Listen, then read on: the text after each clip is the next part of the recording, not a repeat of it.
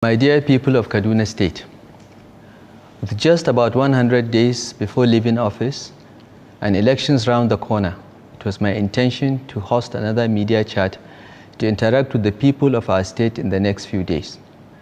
While I still hope to do so, I feel the need to address you all today due to the unprecedentedly cruel situation our people and their livelihoods have been thrown into, particularly in the last 2 to 3 weeks, by the decisions, actions and inactions of the federal government of Nigeria.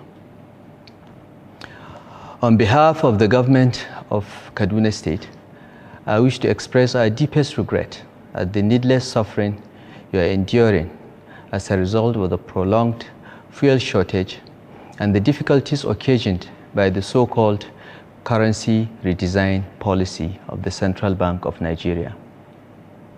We understand your pain. I assure you that as your state governor, I've been working with my colleagues to do everything in our power to end these pains, while publicly supporting what appeared to be a beneficial policy. We innocently engaged privately with the President and the leadership of the Central Bank of Nigeria to review the implementation of the policy so as to reduce its negative impact on the lives and livelihoods of our people and end the pain being inflicted on citizens. In the absence of any progress to modify implementation on the part of the architects, we were forced to go public about 2 weeks ago with our concerns and demand that this suffering must stop. We take seriously our duty to protect ordinary people from the consequences of these policy fiascos. The sad fact is that the victims of these mindless policies are the people that elected us. It is their welfare that is being threatened. Many of our people have been left in a situation where the money they put in banks has literally been confiscated, depriving them of the ability to buy food and basic necessities. Our traders cannot sell as much as they used to because their customers have no access to their hard-earned money. We've been officially informed that the currency redesign policy is to reduce money laundering and render useless stashes of high-denomination naira that many politicians and public officers have accumulated through corruption and other illicit activities. As earlier stated, we are fully in support of such a policy, and we made this public from the very beginning. We had privately expressed concerns about the timing of the currency design policy and the unrealistic timeline for its implementation. We were assured that all steps have been taken to ensure that we avoid the recent experience of India, where implementation of a similar demonetization policy targeted at politicians ended up hurting the poorest and small businesses the most. In official briefings to the President, the Central Bank of Nigeria constantly alluded to the fact that the policy also targets politicians who have accumulated a huge war chest for vote buying during the forthcoming elections. It is now clear that the President has been deceived by the Central Bank of Nigeria and some elements in his government into buying into this overarching narrative in the name of ensuring free and fair elections in 2023. It is important for the people of Kaduna State and indeed Nigeria to know that contrary to the public announcements and apparent good intentions, this policy was conceived and sold to the President by officials who completely lost out in the gubernatorial and presidential primaries of the APC in June 2022. Once Asiwaju Bola Ahmed Tinubu emerged as the candidate in June 2022 and subsequently did not pick one of them as his running mate, this currency redesign policy was conceived to ensure that the APC presidential candidate is deprived of what they allege is a humongous war chest.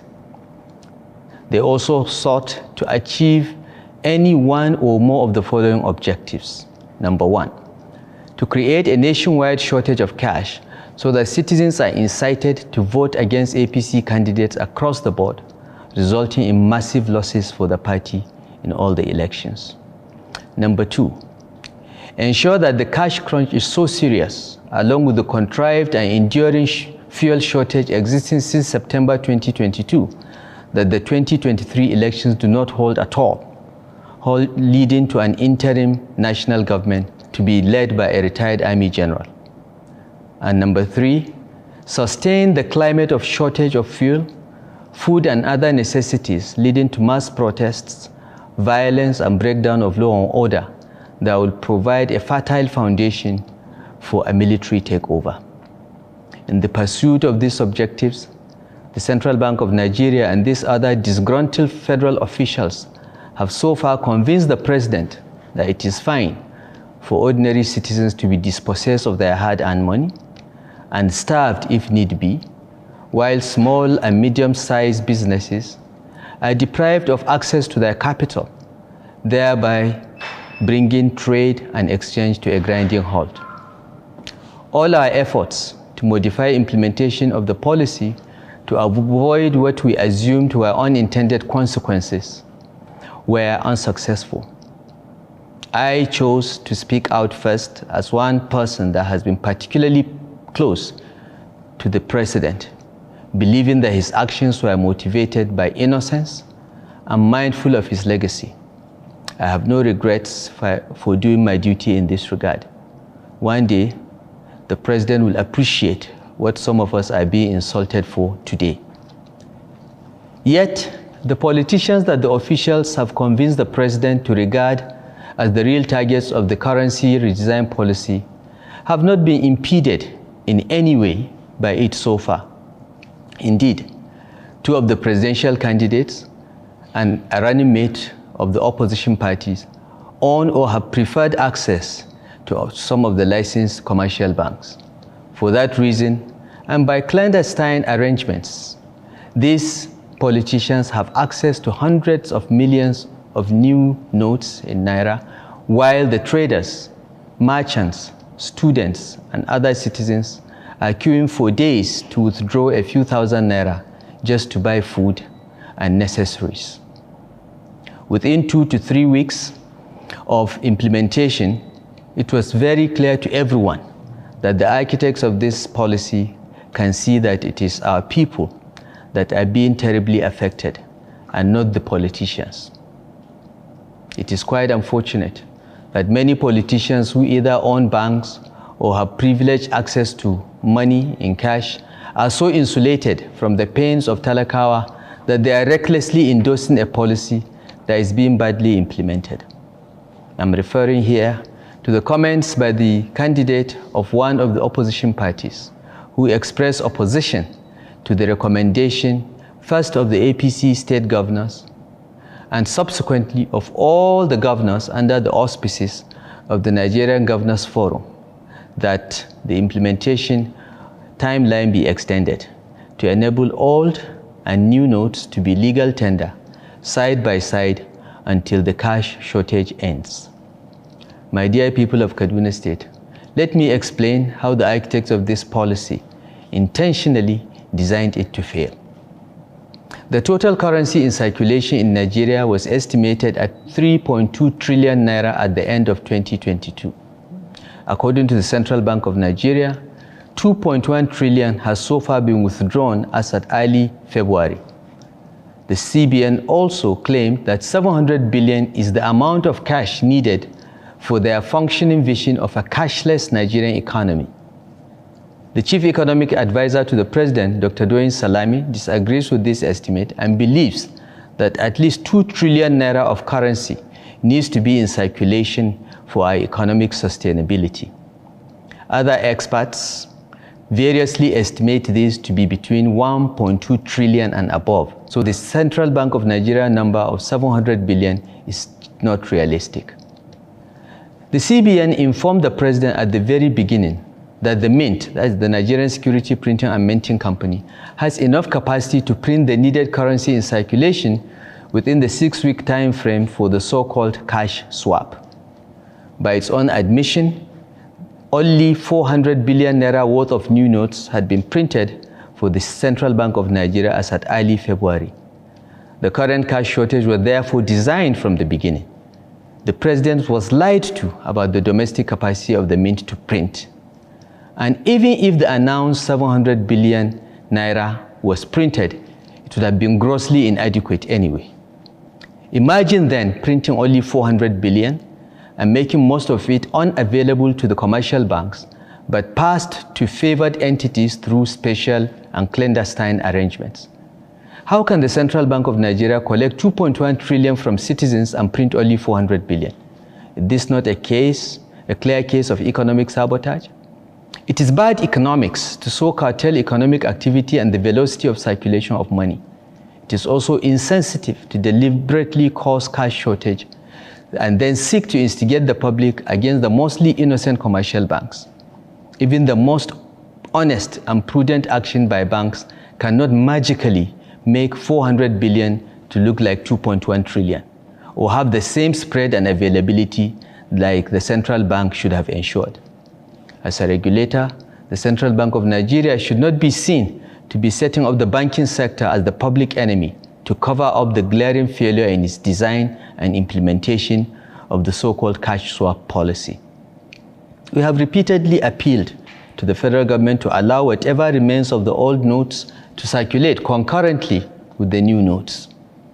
We recommended that the federal government should also hasten to ensure that more of the new notes are printed and brought into circulation. We thought that if the Nigerian mint is incapable of printing the volume of cash needed as it appears, then necessary steps must urgently be taken to get a reliable supply source. There is no reason why the old notes and the new notes should not coexist until the old notes are gradually withdrawn over the years, as is done in the United Kingdom, Saudi Arabia, and many other countries. It is unfortunate that in implementing this policy, Nigeria is departing from global best practice without any compelling justification. The Kaduna State government did all this not in opposition to any person or authority, but because we stand with our people and their interests. When it was clear that our recommendations will not be seriously considered, the Kaduna State government decided, along with the governments of Kogi and Zamfara states, to declare a dispute with the federal government of Nigeria. In line with the provisions of the 1999 Constitution as amended, we approached the Supreme Court of Nigeria to invoke its original jurisdiction to hear us and the cries of our people. The court did on February 8th and ordered that the deadline of February 10th for all the old notes ceasing to be legal tender to be rescinded until the determination of the suit. This ruling applies to the federal government and its agencies like the Central Bank of Nigeria and indeed all commercial banks. We are grateful to the Supreme Court for this ruling, and we had hoped that compliance by the CBN and the banks would bring relief to our people. It is now clear that the architects of this policy are determined to continue to inflict maximum pain on the citizens to achieve their objectives outlined earlier. It was our hope that the federal government of Nigeria would welcome the injunction issued by the Supreme Court as an opportunity to mitigate the needless human suffering being experienced and correct its course on this matter. There is no emergency situation that justifies the rushed and seemingly deliberate incompetent execution of this policy. We suggested that compliance with the ruling would include adopting a whole-of-government approach that involves the agencies of the federal government and state governments in modifying the design, execution, and implementation of the policy. Even when confronted with the facts above, the CBN and its masters remain determined to implement their agenda no matter how much human suffering death and destruction results. It is clear that the architects of this policy always had objectives that are totally in conflict with public interest, peace, and the unity of Nigeria. They neither considered our suggestions in line with the court order, nor respected the unanimous resolution of the Council of State. It is also quite revealing that the federal government and its agencies not only disobeyed the February 8th ruling by continuing to say the February 10th deadline stands, it is also shocking to see the blatant violation of the subsisting and continuing order of the Supreme Court that all the old and new notes should continue to be legal tender until it gives judgment in the case filed by the Kaduna State government along with several others. The address by the President earlier this morning, limiting the legal standard status of old notes to only 200 naira, amounts to total disregard and disobedience of the ruling of February 8th, which was extended further yesterday by the Supreme Court of Nigeria. The misguided action of the Attorney General to mislead the President into engaging in this public violation of the order of the highest court of the land shows how desperate the policy architects are to cause national chaos by showing open contempt for the judiciary. The decision to recognize only 200 naira as legal tender till April that the President announced this morning was offered to the state governments as part of proposals for an out-of-court settlement 3 days ago. The federal government asserted that this was offered because all the old 1,000 naira and 500 naira notes had been destroyed. We rejected the offer and proved to the officials that not a single high denomination note had been destroyed. We also believe that circulating 200 naira only to be inadequate in alleviating the suffering that we see every day in our states. We insisted that all the components of the Supreme Court order should be complied with fully. But back home, what do we do here in Kaduna State? My dear people of Kaduna State, with the foregoing revelations, it is clear that our peaceful coexistence as a state and a nation is being placed under deliberate danger using the intentional combination of fuel and cash supply disruptions. These evil people, using the instrumentality of the federal government and the President as convenient covers, are willing to truncate our democracy because they have personally lost out. They are massively deploying resources and tools to defeat the political party that gave us all the platform to serve the country, just because they could not impose the candidates of their choice on us. Let us not help them achieve their objectives. Let us stay calm and peaceful and support the lawful means being utilized to solve our problems. On behalf of the Kaduna State government, I wish to assure you that none of you would lose the money you have in old notes. Let no artificial or illegal deadline frighten you. Whether you live in towns, villages, or in our isolated rural communities, do not feel stampeded to deposit your old notes into the banks. Hold on to them. Continue to use them as legal tender as ordered by the Supreme Court of Nigeria. No deadline can render them worthless, ever. The law is on your side. The Central Bank of Nigeria Act 2007 in Section 20, subsection 3, and the Bills of Exchange Act both oblige the Central Bank of Nigeria to recognize your old notes and give you value in new notes whenever you bring them to the CBN, even in the next 100 years. Therefore, as your governor, I wish to assure you that the Kaduna State government, in collaboration with elected legislators, our traditional institution, elected local government councils, markets and traders associations, and so on, will help you collect, record, document, collect, and deliver all your old notes to the Kaduna branch of the Central Bank on your behalf into the new ones immediately after the elections. We'll also ensure the delivery of your new notes to your various locations without any hardship or expense on your part.